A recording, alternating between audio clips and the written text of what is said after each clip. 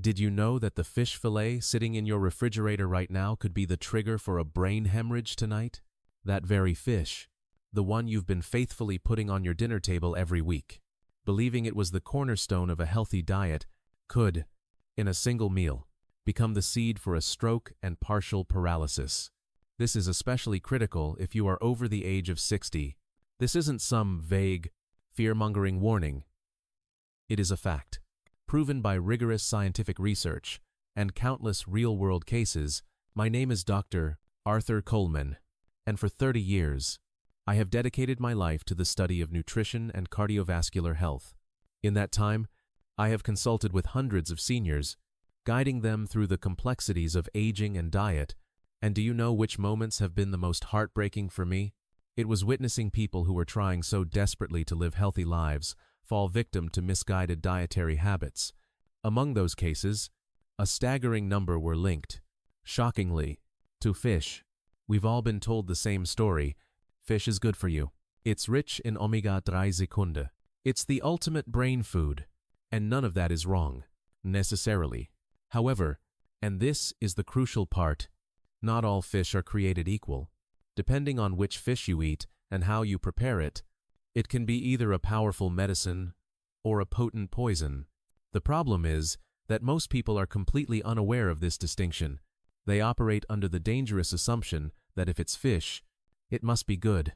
What's truly terrifying is that the fish I'm about to name are very likely the ones you believe are the healthiest, the ones you pay a premium for at the supermarket, the ones you carefully prepare, believing you are safeguarding your family's health. Those same fish could be silently, systematically destroying your blood vessels. Farm-raised salmon, imported tilapia, large tuna. Do those names sound familiar?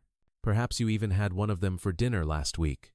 If so, you absolutely cannot afford to ignore what I'm about to say, because I am going to explain exactly how these fish can clog your arteries, raise your blood pressure, and ultimately lead to a catastrophic event like a cerebral hemorrhage. During my years of research, I met a man who started every single day with a salmon salad. He'd seen it recommended on a health program and followed the advice religiously. Then one morning, his speech suddenly became slurred, and he lost all strength in one of his arms. A trip to the emergency room revealed a blocked artery in his brain. To this day, he told me he couldn't understand it. He had tried so hard to be healthy, so why did this happen to him? You see, the fish itself isn't the problem.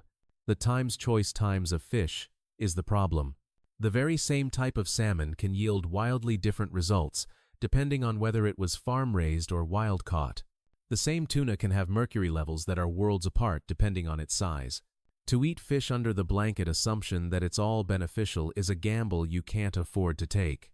If you stay with me through this entire discussion, you will understand, with absolute clarity, which fish to avoid, and, more importantly, which ones to embrace. The last fish on my list might just be the one you eat most often, so I urge you to listen carefully until the very end. Your vascular health, and perhaps your life, depends on it. How do you normally eat your fish? I'd be interested to hear your habits. Let me tell you the story of a man named George Peterson. At 69 years old, George was the very model of a health-conscious retiree. He lived in a quiet suburban town, where the highlight of his day was his morning walk around the neighborhood lake, followed by a sensible dinner. Every evening, without fail, he ate a beautiful salad, topped with a generous portion of grilled salmon. This was a ritual he had started on the advice of his daughter, Sarah. She'd watched a segment on a morning talk show that extolled the virtues of salmon, and wanting the best for her father, she began buying it for him every week. The whole family was proud. Dad is taking such good care of himself, they'd say, watching him with admiration. Then came that Tuesday morning. It was a day like any other. George was sitting at his kitchen table, his wife, Helen, reading the newspaper across from him. He was enjoying his breakfast when he tried to tell Helen a story about a bird he'd seen on his walk, but the words came out garbled, a confusing mush of sounds. He tried again, but his tongue felt thick and uncooperative. He reached for his fork, but his right arm wouldn't obey. It felt heavy, numb, and a wave of panic washed over him as the fork clattered to the floor. Helen looked up, saw the fear in his eyes, and knew instantly that something was terribly wrong. She called 911, her voice trembling. At the hospital, nobody could figure it out at first. His dinner the night before had been his usual salmon salad. He hadn't overeaten, hadn't had a drop of alcohol. He'd just had his normal, healthy meal. But after a series of scans and tests, the neurologist came in and started asking pointed questions about his diet. George's daughter, Sarah, explained proudly, "My dad eats salmon every day for his health." The doctor's next question changed everything. Was it farm-raised salmon from the supermarket? Sarah nodded. Of course it was. She, like millions of others, assumed that all salmon was good salmon, and she'd been buying the more affordable farm-raised fillets for him for over 6 months. The blood test results were a shock. George's levels of heavy metals were alarmingly high, and his vascular inflammation markers were through the roof. The toxic substances that had accumulated in the farm-raised salmon had been slowly, steadily building up in his system, until they finally caused a blockage in a critical artery leading to his brain. The very fish he believed was protecting him had, in fact, been poisoning him. Can you imagine the look on his family's faces? The dawning horror as they realized that the meal Sarah had so lovingly prepared to keep her father healthy had become the very thing that harmed him. For weeks, Sarah was consumed by guilt. "I didn't know," she wept. "I just thought all fish was good for you." From that day forward, the Peterson family's dinner table was transformed.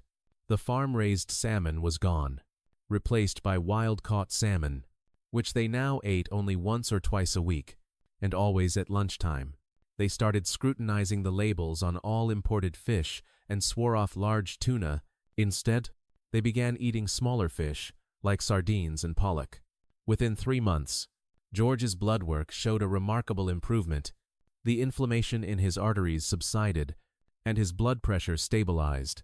Today, he is healthy and back to his morning walks. A small change in a single habit had made a world of difference. The problem is, this exact scenario is playing out in countless homes. Right now, as I speak, is there a package of farm-raised salmon in your refrigerator? Did you recently stock up on imported fish because it was on sale? Are there cans of tuna stacked in your pantry? The information I am about to share today has the power to completely change your kitchen and protect your health. If you don't listen to the end, you may never know which fish is the most dangerous of all. And that fifth and final fish on my list might just be the one you are eating most often. If you find this information valuable, please consider sharing it. Vital knowledge like this needs to reach as many people as possible. Now, let's get to the heart of the matter and examine, one by one, the fish that are threatening our brain health. Think about the fish in your own fridge as we go through this list. First, let's talk about farm-raised salmon. When you hear the word salmon, you immediately think of a health food, don't you? Rich in omega-3 Sekunde, great for the brain. That's what we've all been told. And it's true for wild salmon. But the farmed version is a completely different animal. Farm-raised salmon are raised in cramped, overcrowded underwater pens, essentially aquatic feedlots. And what are they fed?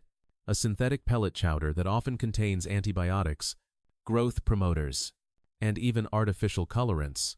You see, the vibrant pinkish-red flesh of a wild salmon comes from its natural diet of krill and shrimp. To replicate that color, farmed salmon are fed a chemical dye. These substances accumulate in the salmon's fatty tissues, but an even bigger problem is a group of toxic industrial compounds called PCBs. Studies consistently show that farmed salmon contain significantly higher levels of PCBs than their wild counterparts. A major investigation by the European Food Safety Authority found that, on average, the PCB concentration in farmed salmon was 8 times higher than in wild salmon.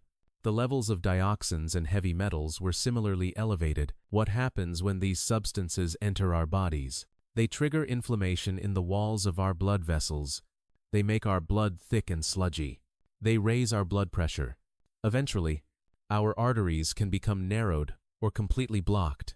This is particularly dangerous for anyone over 68 whose blood vessels are already in a more fragile state. Continuously adding these toxins to an already aging system is like carrying around a ticking time bomb, never knowing when it might go off. A 72-year-old gentleman I consulted, Frank Miller, had a similar experience. He saw a segment on a health show about the benefits of salmon and started eating it almost every day. It was the farmed salmon from the big box store, affordable and easy to find. After about 6 months, he noticed his blood pressure was creeping up, higher and higher. Even with medication, it wouldn't come down. A thorough checkup revealed that his systemic inflammation levels were extremely high. He stopped eating the farmed salmon, and within a month, his blood pressure began to stabilize. Now, he enjoys wild salmon once a week, and only for lunch. Why lunch? Because eating a heavy, potentially inflammatory meal at night can leave your blood thick and sluggish while you sleep, which is a riskier state. So what's the takeaway? It's not that you have to give up salmon entirely, you just have to switch to wild-caught salmon. Yes, it's a bit more expensive, but when you consider it an investment in your long-term health, it's worth every penny, and you don't need much. Aim for once or twice a week, preferably at lunchtime, and a single serving of about 4 ounces is plenty. A special word of caution for those taking blood thinners: the potent omega-3 seconds in salmon also have a blood-thinning effect. Combining them with anticoagulant medication can increase the risk of bleeding. If you're on such medication, please consult with your doctor before making salmon a regular part of your diet. Have you ever checked the label on the salmon you buy? Next time you're at the grocery store, make a point to look. Does it say wild caught? Where did it come from? The second category of fish to be wary of are imported tilapia and pangasius, often sold as swai or basa. Do you recognize these names? They've become incredibly common in supermarket freezers lately. They're cheap. The fillets are boneless and mild. So many people choose them. Pangasius, in particular, has been marketed as a healthy choice. But do you know where and how these fish are raised? The vast majority are imported from industrial fish farms in Southeast Asia and China. They are raised in extremely crowded conditions, packed so tightly together that disease runs rampant. So, what's the solution used by these farms? They dump huge quantities of antibiotics directly into the water, not just a little, but massive amounts. An investigation by the U.S. Food and Drug Administration, FDA, found numerous instances of unapproved antibiotics in imported tilapia. This is a serious problem. When we constantly consume low levels of these antibiotics, our bodies can develop antibiotic resistance. This means that later on, when we get a real infection, the drugs that are meant to save us may no longer work. It also weakens our immune system and is detrimental to vascular health. This is even more dangerous for individuals with compromised kidney or liver function.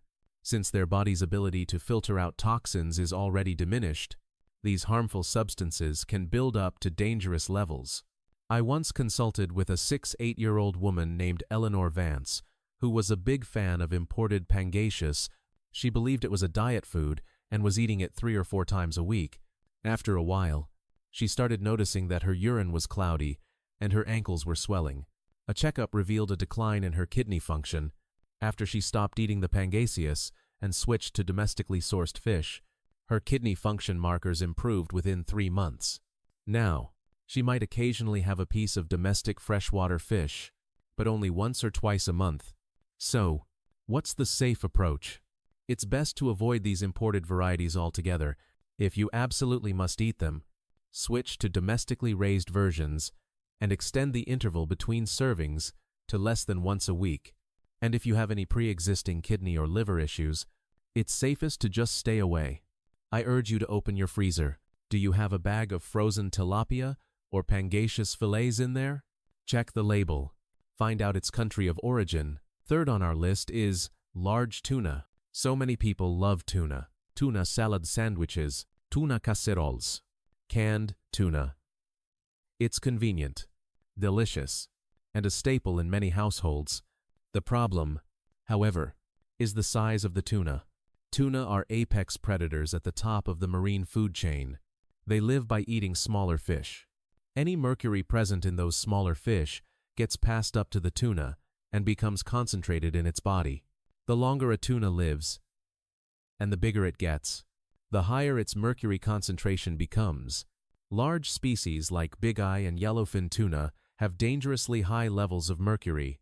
According to data from the Environmental Protection Agency (EPA), the mercury concentration in these large tuna species is, on average, 3 to 5 times higher than in smaller tuna. The FDA even issues advisories for pregnant women and seniors to limit their intake of large tuna. Why is mercury so dangerous? It destroys brain cells. It damages the nervous system. This can lead to memory loss, numbness, or tingling in the hands and feet, and in severe cases, even speech impairment. Mercury can also accumulate in the walls of your blood vessels, causing them to harden and lose their elasticity. I met a 65-year-old man, David Chen, who absolutely adored tuna. He ate canned tuna almost every day, thinking it was a convenient and healthy source of protein, but after several months, he noticed his memory was failing him. He would repeat himself, forget appointments. He also complained of a tingling sensation in his fingertips. A blood test revealed his mercury levels were far higher than the safe limit. After he completely stopped eating tuna, it took over 6 months for his symptoms to significantly improve, and more than a year for him to feel fully recovered. Once mercury gets into your system, it takes a very long time to get it out. So, does this mean you can never eat tuna again? No, you just need to choose smaller tuna, specifically light tuna. When you buy canned tuna, the label will specify if it's light or white albacore. Canned light tuna is made from smaller species and has a much lower mercury concentration. Even then, you should limit your intake to once or twice a month. Definitely not every day. A great alternative is to switch to sardines. Sardines are small fish, low on the food chain, so there's virtually no concern about mercury. And nutritionally, they are just as good, if not better, than tuna. If you had a tuna salad for lunch today, take a moment to reconsider. What kind of tuna was it? And how often are you eating it? The fourth fish to be cautious of is large mackerel. Many of us love mackerel. Just the thought of a perfectly grilled piece of mackerel is enough to make your mouth water. And it's true. Mackerel is a good fish.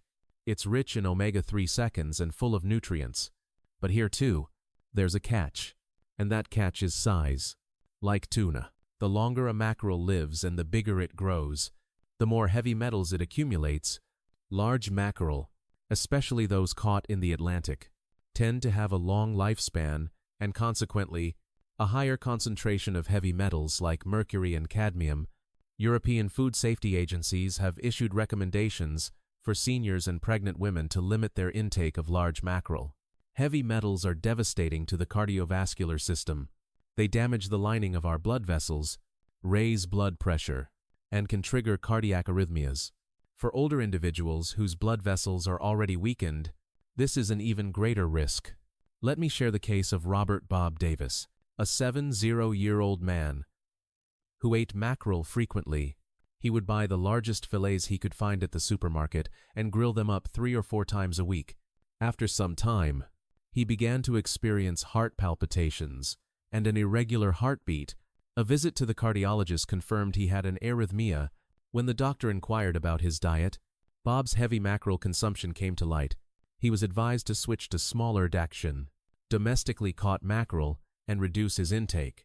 After a few months, his symptoms improved. So how should you eat mackerel safely? Choose smaller fish. Look for domestic mackerel that is smaller in size. Avoid the large species like Atlantic or Spanish mackerel. An intake of once or twice a week is appropriate. When you're at the store, pay attention to the size of the mackerel. Don't just be swayed by the price. Always check the origin and the size. And now for the fifth and final fish, the one you truly need to be most cautious about. Farm-raised tilapia. This one is particularly insidious because so many people genuinely believe it's a healthy choice. It's affordable, the flesh is tender, and it's readily available. But this is where the big problem lies. Farm-raised tilapia has a very high concentration of omega-6 fatty acids, while omega-3 seconds, which we praise in fish like wild salmon, are anti-inflammatory. Omega-6 fatty acids are pro-inflammatory. A healthy diet requires a careful balance between omega-3 seconds and omega-6 seconds. In tilapia, that balance is completely out of whack. A research team at Wake Forest University conducted a study and found that the inflammatory potential of farm-raised tilapia was higher than that of bacon or a hamburger. Let that sink in for a moment. A fish that is worse for inflammation than fast food. Can you believe it? What happens when your body is in a state of chronic inflammation? It leads to inflammation in your blood vessels, which in turn raises your blood pressure and accelerates atherosclerosis, or the hardening of your arteries. Ultimately, this can lead to a stroke or heart attack. A 6-8-year-old woman I worked with, Patricia Williams, was eating tilapia 5 or 6 times a week, thinking she was doing something great for her health, but gradually, her knees began to ache, and her joints became swollen. Her blood pressure also started to climb. When her doctor ran some tests, they found her body's inflammation markers were extremely high. She cut tilapia out of her diet and replaced it with sardines and wild salmon. Within 2 months, her joint pain had subsided, and her blood pressure began to come down. Her inflammation markers returned to normal. It is truly best to avoid tilapia, especially if you have a chronic condition like hypertension or diabetes. You absolutely should not be eating it. It will only worsen the inflammation in your body. Instead, switch to fish like sardines, trout, or wild salmon. These fish are rich in omega-3 seconds and low in omega-6 seconds, so they help to reduce inflammation. The fish you thought was so healthy, the one you've been eating regularly, was it tilapia? Go check your fridge. If it's there, please, get rid of it. So, we've reviewed the 5 fish you need to be cautious of. Farm-raised salmon, imported tilapia and pangasius, large tuna, large mackerel, and farm-raised tilapia. You now understand why these fish are dangerous. But what should you eat instead? Avoiding the bad is only half the battle. To truly protect your health, you need to replace them with good, safe fish. Now, let me tell you what to look for. Let's turn the page and talk about which fish you should be eating. It's not enough to simply avoid the dangerous ones. You have to actively incorporate the beneficial ones to truly safeguard your health. The first fish I recommend is the humble sardine. When you hear sardines, do you think of them as common or maybe a bit smelly? It's time to rethink that because the sardine is a near-perfect fish. Because they are small and low on the food chain, there's virtually no concern about heavy metals or accumulated toxins. Sardines are incredibly rich in omega-3 fatty acids. Rivaling even the most expensive salmon, they are also packed with vitamin D and calcium, especially when eaten with their tiny, soft bones. The calcium absorption is fantastic. As we age, osteoporosis becomes a major concern. Eating sardines regularly can be a huge help in maintaining bone health. A study from the Harvard School of Public Health found that people who ate sardines at least twice a week had a 30% lower risk of cardiovascular disease than those who didn't. Their risk of stroke was 25% lower. At that rate, they're better than some medications. Canned sardines are perfectly fine, but be sure to choose the low-sodium varieties. Regular canned fish can be very high in sodium, which is bad for anyone with high blood pressure. There are plenty of low-sodium options available now. Just check the label for sodium content, and they're incredibly easy to eat. You can put them on a salad, simmer them in a tomato sauce, or even mash them onto toast for a quick and delicious meal. 2 to 3 times a week is a great goal.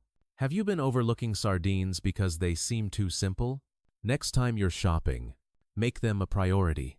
Second is Alaskan pollock. When people think of pollock, they might think of fish sticks, but fresh or frozen pollock is a wonderful fish. Alaskan pollock is caught in the clean, cold waters of the Bering Sea, an area with very little pollution. This means there's minimal risk of heavy metals or other toxins. Pollock is high in protein, low in fat, and very easy to digest.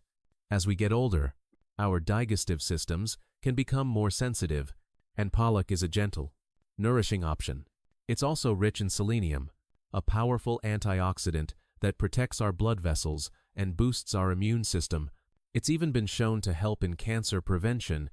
While many people are used to eating fried pollock, deep frying destroys many of its nutrients and adds a lot of unhealthy fat. Instead, try steaming or making a soup with it. A steamed pollock with a medley of fresh vegetables is a truly healthy meal. Pollock chowder is also excellent.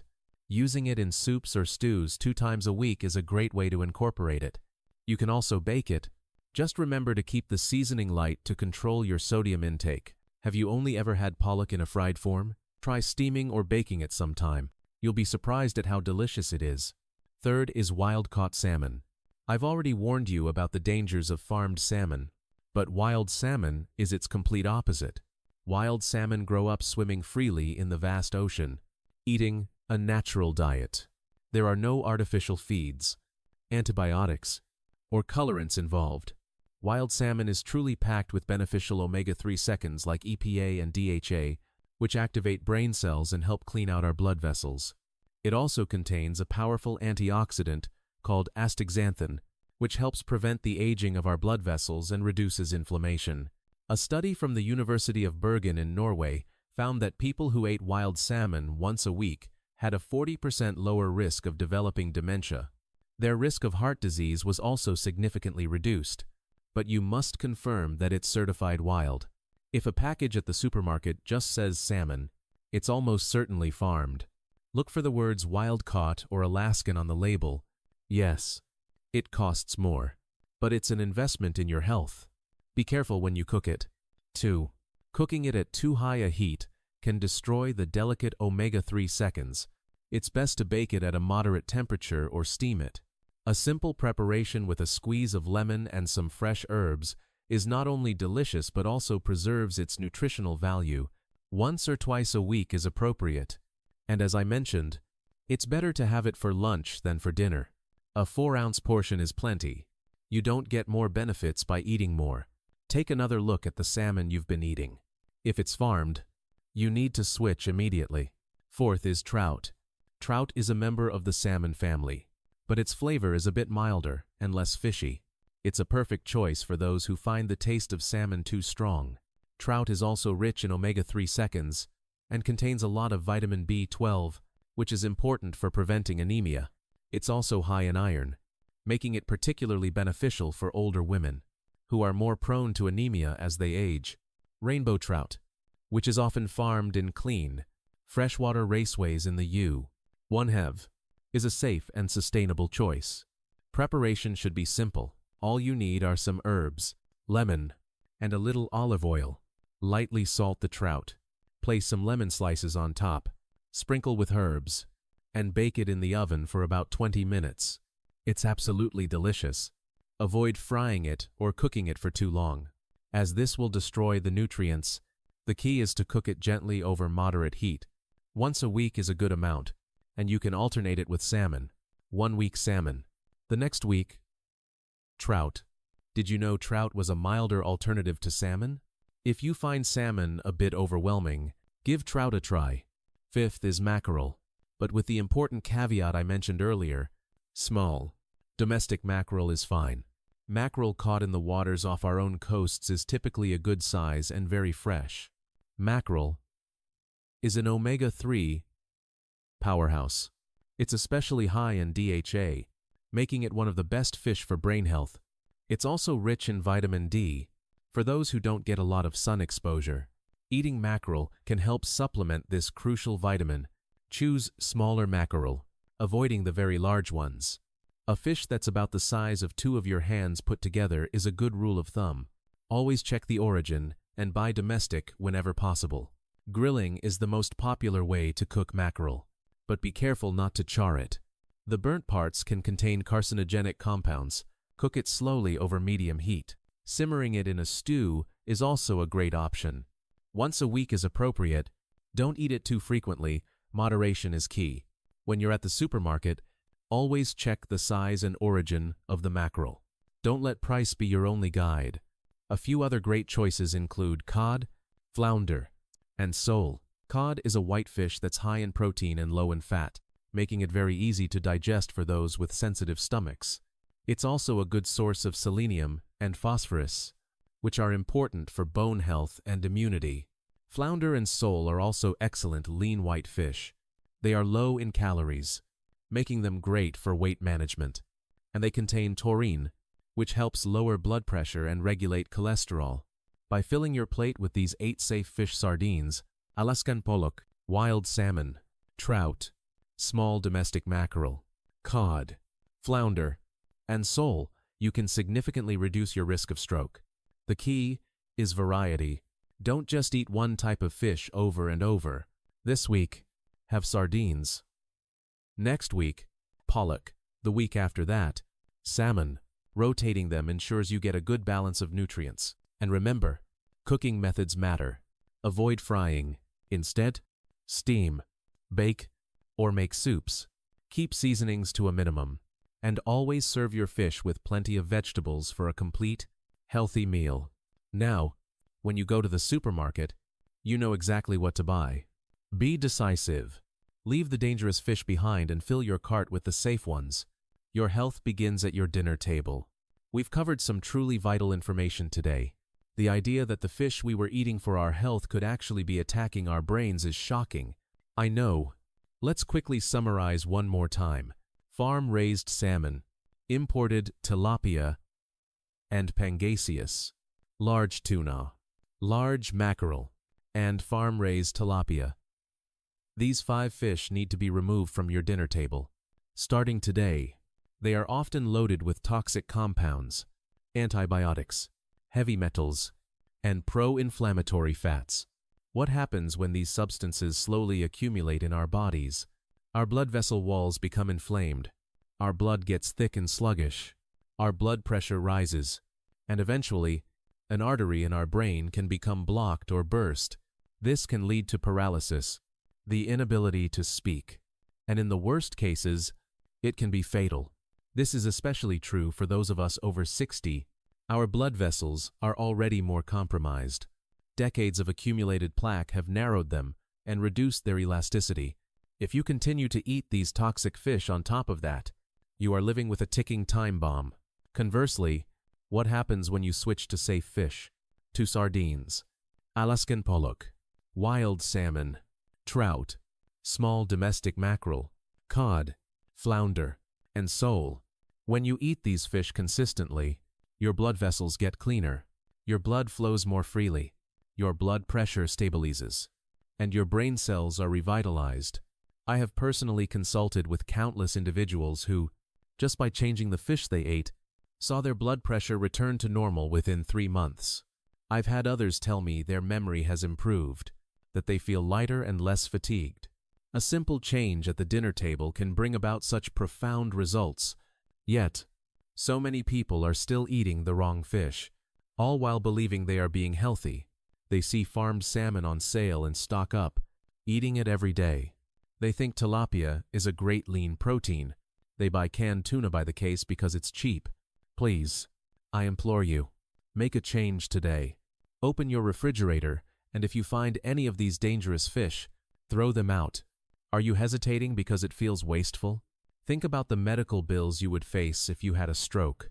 The price of a few fillets of fish is nothing compared to the cost to your health. Here is one thing you can do right now. Go to your refrigerator and freezer and inspect your fish. Read the labels. Is it farmed or wild? Where did it come from? How big is it? If you find any of the dangerous fish, get rid of them. And the next time you go shopping, buy the safe ones instead. A couple of cans of sardines, a fillet of Alaskan pollock, a small package of wild salmon that's enough for a week's worth of healthy meals. Do you think it's too expensive? You cannot buy good health. If you don't invest in it now, you will pay for it many times over in medical bills later. And please, share this knowledge with your family. Tell your children and your grandchildren what you've learned today. So many younger people eat a lot of farmed salmon, believing it's a superfood. They don't know how dangerous it can be. It's up to you to teach them. Change your cooking methods. 2. Steam or bake instead of frying. Season lightly and serve with vegetables. Squeezing some lemon over your fish not only cuts the fishy taste, but also improves nutrient absorption. It's not difficult. You just need to be mindful. The timing of your meals is also important. It's better to eat fish for lunch rather than dinner. Eating a meal rich in fats, even healthy ones, at night can lead to thicker blood while you sleep. Omega-3 rich fish are best eaten during the day when you are active and can use that energy and control your portions. More is not better. A 4-ounce serving, about the size of the palm of your hand, is plenty. That amount provides all the nutrients you need. 2 to 3 times a week is appropriate. You don't need to eat it every day. Rotating different kinds of safe fish 3 or 4 times a week is a perfect balance. If you are on any medication, especially blood thinners or blood pressure medicine, please talk to your doctor before making significant changes to your fish intake. Omega-3 seconds can interact with certain medications. Safety must always come first. If you have kidney or liver problems, be extra cautious. Absolutely avoid imported or large fish. Stick to small, clean fish only, as a compromised system has a harder time filtering out toxins. If you have diabetes, be mindful of the carbohydrates you eat alongside your fish. Eating fish alone won't stabilize your blood sugar. You need to reduce your intake of rice and other starches and load up on vegetables. The overall balance of your meal is what's most important. The difference in health a year from now between those who listen to this advice and act on it and those who don't will be night and day. Those who make the change will see their blood pressure stabilize, their blood vessels become cleaner, and their minds feel clearer. Those who continue to eat the wrong fish, on the other hand, will see their blood pressure rise further, their arteries become more clogged, and they will live in a constant state of risk. The choice is yours. Will you make a change today, or will you risk regret later? I sincerely hope that you all live long, healthy lives. That is why I am sharing this with you so candidly. Finally, I have one question for you. What kind of fish do you eat most often? Is it on the safe list or the dangerous list? Please, let me know. I want to support you on your journey to a healthier life.